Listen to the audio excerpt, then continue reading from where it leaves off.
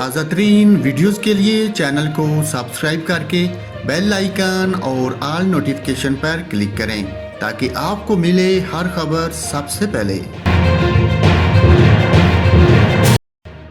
کراچی میں محکمہ صحت نے ہر ضلع میں کم از کم ایک ویکسینیشن سنٹر کو 24 گھنٹے چلانے کا فیصلہ کر لیا۔ پارلیمانی سیکرٹری برائے صحت قاسم سمرو نے سماجی رابطے کی ایپ ٹویٹر پر جاری کیے گئے اپنے بیان میں بتایا کہ ضلع وسطی میں واقع سندھ گورنمنٹ چلڈرن ہسپتال اور نیو کراچی ہسپتال میں 24 گھنٹے ویکسینیشن ہوگی۔ انہوں نے بتایا کہ اس طرح ضلع شرقی میں ایکس پی او سینٹر اور اوجھا ہسپتال میں، ضلع جنوبی میں خالق دینا ہال اور جناح ہسپتال میں شہریوں کو دن رات 24 گھنٹے ویکسینیشن لگانے کا فیصلہ کیا گیا۔ قاسم سمرو نے مزید کہا کہ ضلع غربی میں سندھ گورنمنٹ قطر ہسپتال، ضلع ملیر میں مراد میمن گوٹ ہسپتال، اس طرح ضلع کورنگی میں سندھ گورنمنٹ کورنگی نمبر 5 ہسپتال میں بھی 24 گھنٹے کرونا وائرس کی ویکسینیشن ہوگی۔